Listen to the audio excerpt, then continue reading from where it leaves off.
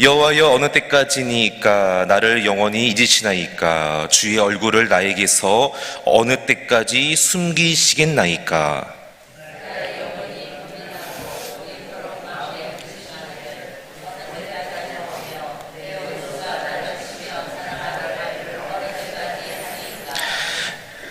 여호와 내 하나님이여, 나를 생각하사 응답하시고 나의 눈을 밝히소서. 두렵건대 내가 사망의 잠을 잘까 하오며.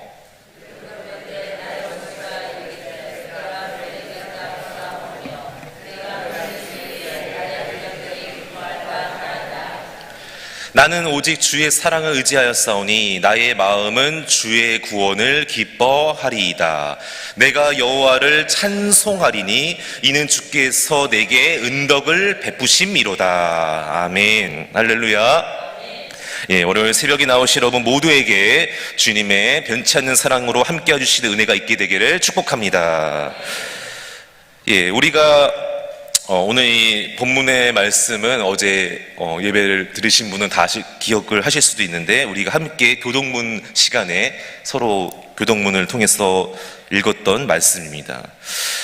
다윗의 시편인데, 오늘 이 말씀을 통해서 같이 세 가지를 함께 또 나누면서 또 주님께서 우리에게 주시는 음성을 듣게 되시고 교훈을 깨닫게 되는 시간 되시기를 축복합니다.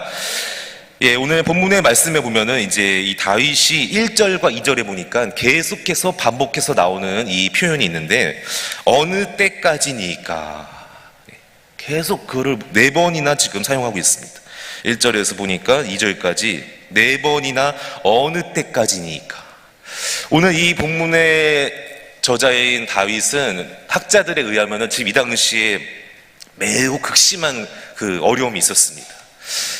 그래서 이제 두 가지로 이렇게 보는데, 어떤 학자는 이 사울로부터 계속 그 10년 넘게 끊임없이 이 다가오는 그 고난 가운데 너무 힘들어서 지금 이런 시편을 이렇게 기록한 내용으로 보고 있고, 또 어떤 다른 학자는 아주 그 심한 또 병에 걸려서 계속해서 낫기를 원하는데 낫지 않고 고침받지 못하니까 또 그런 상황 가운데서 이 시편을 기록했다. 이렇게 두 가지로 지금 학자들은 보고 있는데, 자, 중요한 것은 사울이든 그런 질병이든 뭐든 간에 그게 중요한 게 아니고, 지금 이 어느 때까지니까 이게 무슨 말입니까?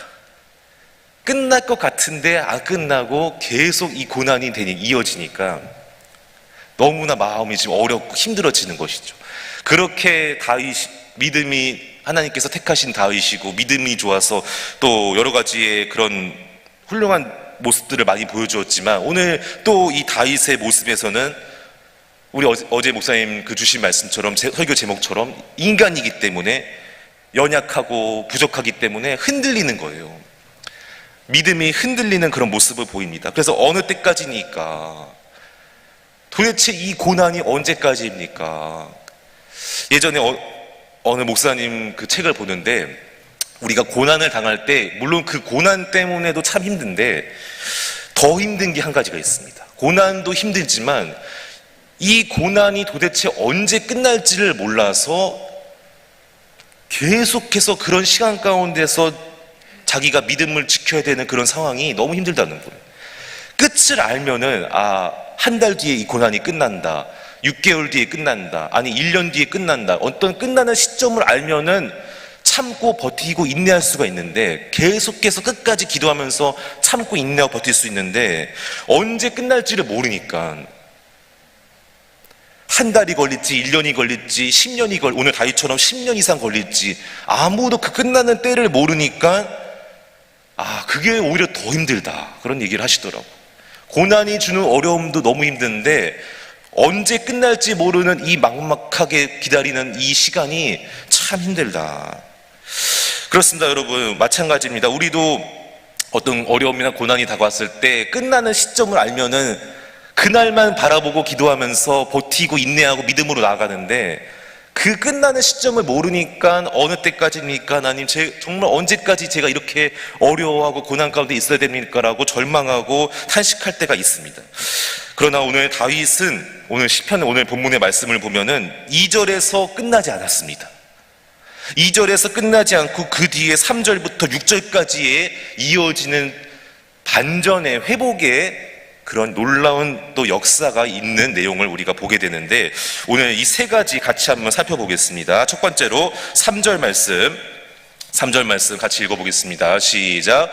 여호와 내 하나님이여 나를 생각하사 응답하시고 나의 눈을 밝히소서. 두렵건대 내가 사망의 잠을 잘까 하오며. 아멘. 그렇습니다. 첫 번째로 여호와 하나님이여 나를 생각하사 응답하시고, 다시 한번 그 상황 가운데에서 하나님께 기도합니다. 나를 생각하여 주시고 응답해 달라고. 그러면서 기도했던 내용이 무엇입니까? 나의 눈을 밝히소서. 저는 어제 여기서 이 본문의 말씀을 묵상하면서 좀 많이 충격을 받았는데, 저 같았으면은 빨리 나를 괴롭히는 이 사울을 어떻게 좀 제거해 달라고, 이 사울을 좀 어떻게, 사울로부터 나를 해방시켜 달라고, 나를 못살게 구는 이 질병은 좀 고쳐달라고, 해결해 달라고, 그런 내가 속해 있는 환경의 변화를 위해서 기도했을 것 같아요. 근데 오늘은 다윗은 그런 기도를 하지 않았어요. 사울을 제거해 주시옵소서, 나의 질병이 떠나가게 하여 주옵소서, 이렇게 기도하지 않았다는 거예요. 그럼 뭐를 기도했습니까? 내 환경이 바뀌게 해달라고 기도하지 않고 나의 눈을 밝히소서.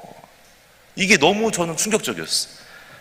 환경이 바뀌면은 내가 다시 회복되고 이렇게 좋아질 거라 생각하고 환경의 변화를 위해 기도할 줄 알았는데, 그런 기도는 하지 않습니다. 오히려 나 자신의 눈을 밝혀달라고. 근데 여기서 이게 눈이 원어의 의미를 보니까 육신의 눈이 아닙니다. 여기서 눈은 영안을 말하는 것입니다. 할렐루야. 육신의 눈을 밝혀달라는 게 아니에요. 육신의 눈은 뜨고 있잖아요, 이미. 근데 영적인 눈, 영안을 밝혀달라고 지금 말하고 있는 것입니다. 계속해서 끝나지 않은 고난 때문에 지금 닫혀있는 내 영안을 열어달라고, 밝혀달라고 기도하고 있는 것입니다. 그 마태복음 11장에도 보면은 예수님께서 귀 있는 자는 들을지어다 이런 말씀을 하시는데, 여기서 귀는 이 육신의 귀가 아니에요. 언어의 의미를 보면은 영적인 귀를 말하는 거예요. 예수님께서 아무리 말씀을 많이 전하고 계속 가르쳐줘도 육신의 귀가 있다고 듣는 게 아니에요. 영적인 귀가 열리고 있어야지 그 말씀이 들리고 깨달아지는 것이지, 마찬가지로 여기서도 지금 영안을 말하고 있는데, 그럼 이게 무슨 말일까? 바로 아까 말했던 그런 겁니다. 계속해서 고난이 끝나지 않고 계속 되니까, 너무 오래 가니까 영안이 닫혀버리게 되면서 영이시고 영과 진리이신 주님이 안 보이는 거예요.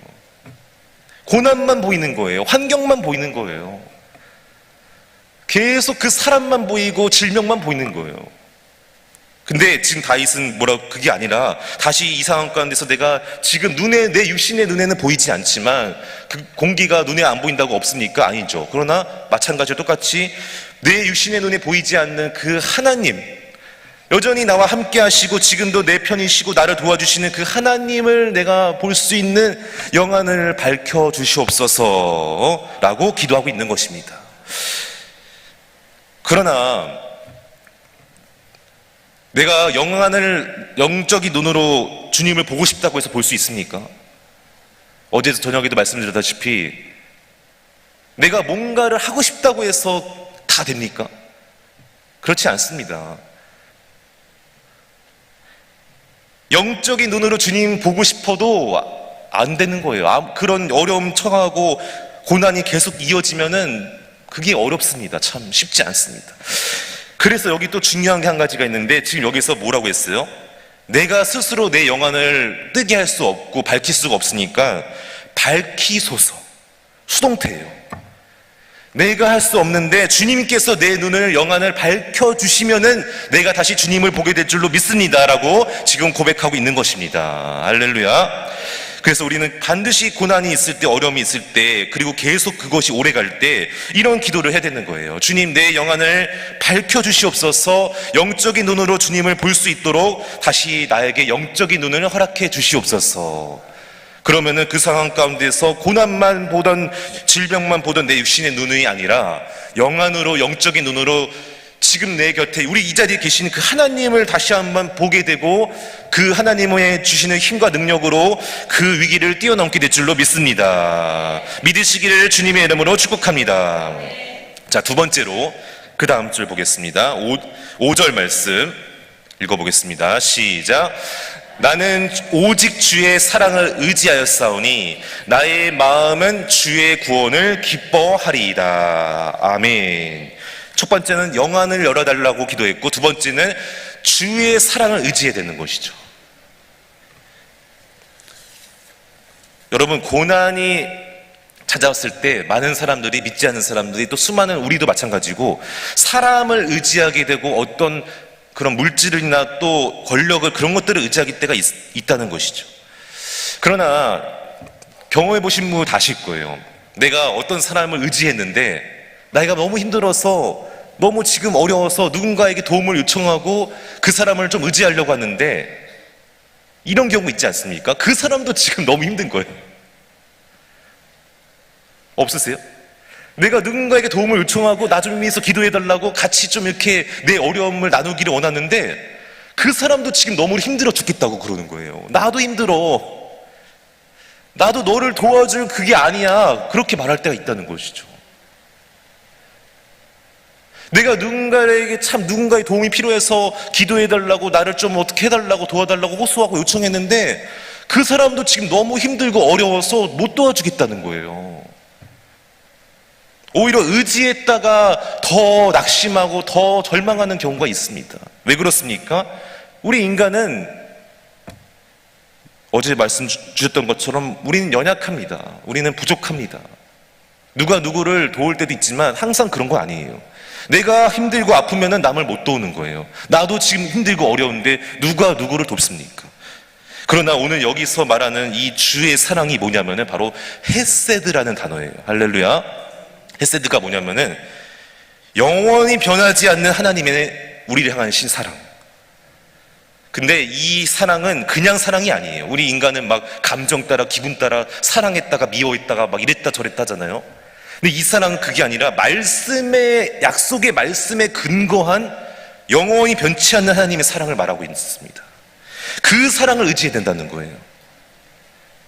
내가 좋아했던 사람, 내가 사랑했던 사람이, 그 사람도 나를 너무 힘들고 어려우면 나를 사랑해주지 못합니다. 나를 도와주지 못합니다. 그러나 우리 하나님은 전능하신 분이시고 불가능이 없으신 분이시고 변함이 없으신, 영원히 우리를 사랑해주시는 하나님이시기 때문에 그 하나님의 헤세드 사랑을 의지하고 우리가 기도하면은 반드시 하나님의 때가 되면은 내 모든 문제 해결될 줄로 믿습니다. 믿으시기를 주님의 이름으로 축복합니다. 하나님은 당신이 말씀하신 것은 다 이루시고 성취하신다라고 성경이 기록하고 있지 않습니까?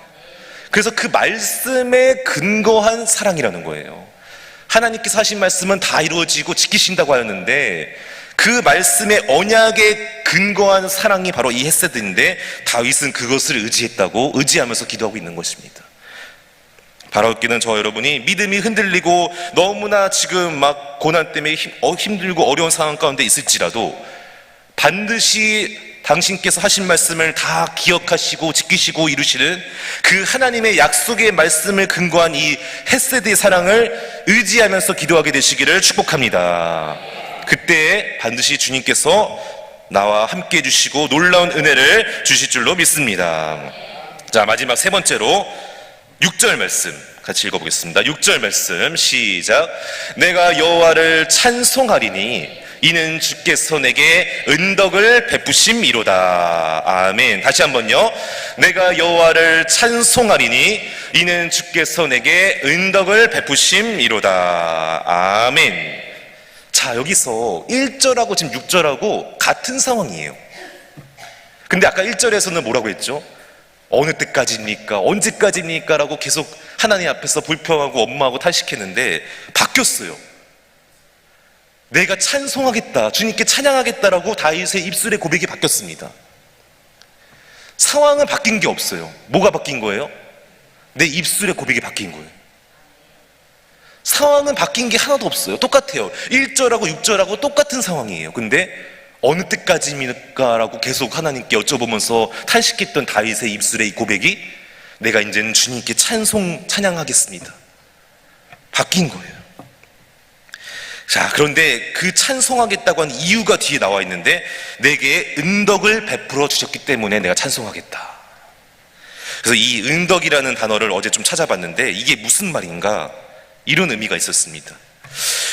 지금 내가 고난이 있고 어렵지만 지난 날을 다시 한번 되돌아보니까 그게 아니었구나.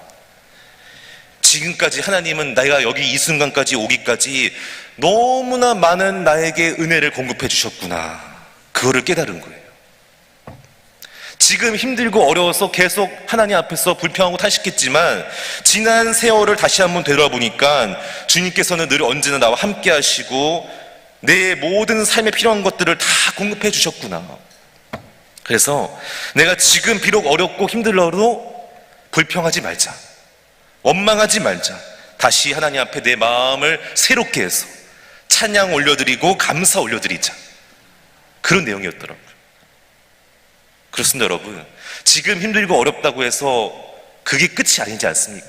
지금까지 한번 생각해 보세요. 태어나서부터 지금까지 한 번의 인생을 다 생각해 보세요. 매번 다 힘들었습니까? 아니죠. 이미 이 시간 살아있는 게 은혜인데 지금 어려움 고난 때문에 언제 끝납니까? 이렇게 말하기보다는 다시 한번 베풀어 주신 은덕을 생각하면서 바꾸세요. 내 마음을 바꾸시고 내 입술의 고백을 바꾸셔야 됩니다. 어떻게? 성령님 의지해서, 하나님의 사랑을 의지해서 끝까지 주님 사랑 붙잡고 기도하면서 나아가면은 내 입술의 고백이 바뀌게 될 줄로 믿습니다. 그리고 그렇게 하나님 앞에 찬양하며 다시 한번 감사하며 나갈 때에 주님께서 내 삶을 감사의 거리로 충만하게 해주실 줄로 믿습니다. 말씀을 맺겠습니다.